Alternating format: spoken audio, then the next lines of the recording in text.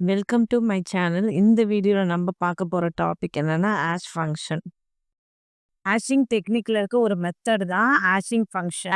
கீய வந்து இன்புட்டா வாங்கி, அதுல சம் மேத்தமேட்டிக்கல் ஆப்பரேஷன் நடந்து, அதுக்கப்புறம் என்ன பண்ணோம், ஹாஷ் டேபிள்ல கீயோட வேல்யூவ சேவ் பண்ணோம். இத தான் மேப்பிங் அப்படின்னு சொல்லுவோம். எக்ஸாம்பிளுக்கு பார்த்தோன்னா, இன்டிஜர்ல சொல்லும்போது ஃபோன் நம்பர் இருக்குன்னா, அந்த ஃபோன் நம்பர்ல கடைசி 2 டிஜிட் என்ன பண்ணோம், எடுத்து சம் ஆப்பரேஷன்ஸ்லாம் பண்ணி, அத என்ன பண்ணோம், போய் சேவ் பண்ணோம் இண்டெக்ஸா. அதே மாரி ஸ்ட்ரிங்கா இருந்துச்சுன்னா, லோயர் கேஸ் இங்கிலீஷ் வேர்ட்ஸ் அந்த மாரி இருந்துச்சுன்னா, அத என்ன பண்ணோம், அதுக்கு கரஸ்பாண்டிங் கோட்ஸ ஆட் பண்ணி, அதுல வந்து என்ன பண்ணோம், வந்து சம் ஆப்பரேஷன்லாம் பண்ணி இண்டெக்ஸா மாத்தி, அத எடுத்துட்டு போயிட்டு டேபிள்ல சேவ் பண்ணோம். இதனால என்ன நடக்கும்னா, ஒரு இண்டெக்ஸ மெயின்டெயின் பண்றதால ஃபாஸ்ட்டா இருக்கும். அப்புறம் செக்யூரா இருக்கும். ப்ரீவியஸ் வீடியோல ஹேஷிங்ல வந்து இன்டிஜர யூஸ் பண்ணி, ஸ்ட்ரிங்க யூஸ் பண்ணி எக்ஸாம்பிள் பார்த்துருக்கோம். அந்த லிங்க் வேணுன்றவங்க டிஸ்கிரிப்ஷன்ல குடுக்குறேன். செக் பண்ணிக்கங்க. ஃபங்ஷனோட முக்கிய பண்புகள பார்க்க போறோம் நெக்ஸ்ட்டு. அததான் நம்ம கீ ப்ராப்பர்ட்டீஸ் அப்படின்னு சொல்லுவோம். ஃபர்ஸ்ட்டு ஒன் வந்து டிட்டர்மினிஸ்டிக். டிட்டர்மினிஸ்டிக்னா என்னன்னா, குடுக்குற சேம் இன்புட்டுக்கு தொடர்ந்து சேம் அவுட்புட்ட குடுக்கும். அததான் வந்து டிட்டர்மினிஸ்டிக் அப்படின்னு சொல்லுவோம். நெக்ஸ்ட்டு பார்த்தோன்னா, ஃபிக்ஸ்டு அவுட்புட் சைஸ்.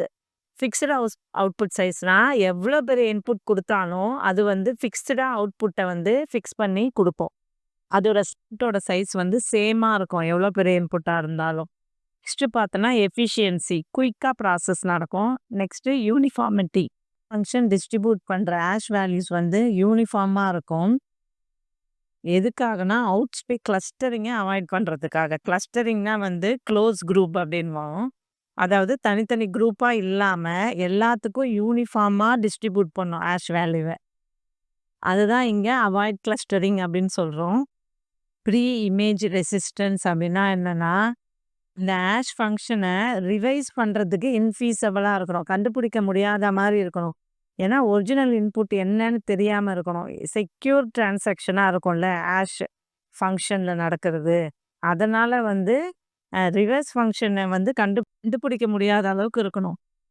அந்த ப்ராசஸ்க்கு பேரு தான் ப்ரீ இமேஜ் ரெசிஸ்டன்ஸ் அப்படின்னு சொல்லுவோம். கொலிஷன் ரெசிஸ்டன்ஸ் அப்படின்னா என்னன்னா, 2 வெவ்வேறு சேம் ஹாஷ் வேல்யூவ ப்ரொடியூஸ் பண்ற வெவ்வேறு இன்புட் இருக்கிறத கண்டுபிடிக்கிறது சுலபமா இருக்கக்கூடாது. கடினமா இருக்கணும். அதுதான் வந்து என்ன சொல்லுவோம்? கொலிஷன் ரெசிஸ்டன்ஸ் அப்படின்னு சொல்லுவோம். நெக்ஸ்ட் பார்த்தோன்னா, அவலஞ்சி எஃபெக்ட்னா வந்து ஒரு ஸ்மால் சேஞ்சஸ் இன்புட்ல பண்றதால சிக்னிஃபிகன்ட் டிஃப்ரெண்ட் ஹாஷ் வேல்யூவோ கிடைக்கும். ஏன்னா, இதுக்கு முன்னாடி நம்ம பார்த்தோம்ல கொலிஷன் ரெசிஸ்டன்ஸ். இதுக்கு ரிலேட்டிவா இருக்கு பாருங்க இது அவலஞ்சி எஃபெக்ட். ஏன்னா, கொலிஷன் ரெசிஸ்டன்ட் எப்படி நடக்கும்? சேம் இன்புட் அதாவது சேம் இன்புட் குடுக்கும்போது அவுட்புட்டும் சேமா வரும் நமக்கு. அப்ப ஸ்மால் சேஞ்சஸ் இன்புட்ல பண்ணோம்னா, சிக்னிஃபிகன்ட் டிஃப்ரெண்ட் ஹாஷ் வேல்யூ கிடைக்கும்ல. அததான் நம்ம அவலஞ்சி எஃபெக்ட் அப்படின்னு சொல்லுவோம். நெக்ஸ்ட் நம்ம ஹாஷ் ஃபங்ஷனோட அப்ளிகேஷன் பார்க்கலாம். அதுக்கு முன்னாடி என்னோட சேனல நீங்க சப்ஸ்கிரைப் பண்ணாம பார்த்துட்டு இருந்தீங்கன்னா, சப்ஸ்கிரைப் பண்ணிக்கங்க. லைக் அண்ட் ஷேர் பண்ணிக்கங்க. மறக்காம பெல் ஐகான கிளிக் பண்ணிக்கங்க.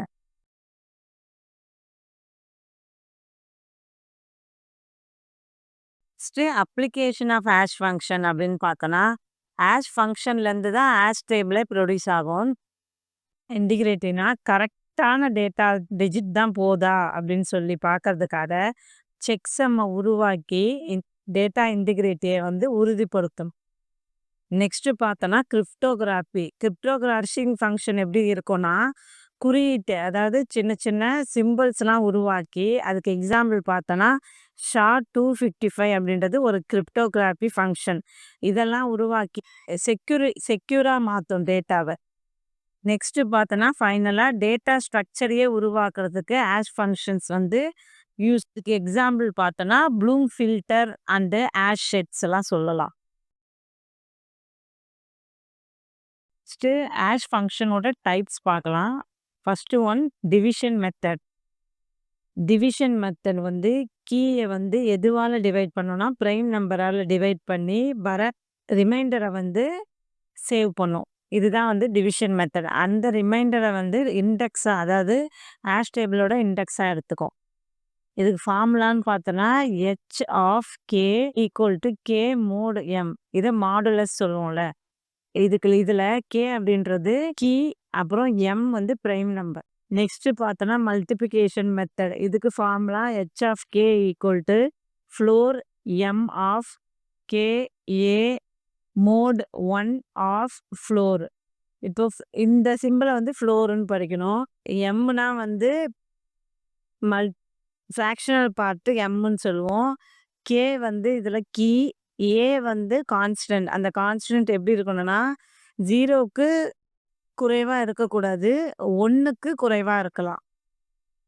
அப்போ இந்த பார்ட்டை வந்து கேவியும் ஏவியும் டிவைட் பண்ணி எதால 1ஆல் டிவைட் பண்ணோன்னா மல்டிப்ளை பண்ணி அதுக்கப்புறம் அதை டிவைட் பண்ணோன்னா நமக்கு அதே ஆன்சர் தான் வரும். அதை வந்து எம்மால் மறுபடியும் மல்டிப்ளை பண்ணோன்னா அதுதான் வந்து நமக்கு இண்டெக்ஸாக வரும். இதில் ஆஷிங் டேபிளோட இண்டெக்ஸ்.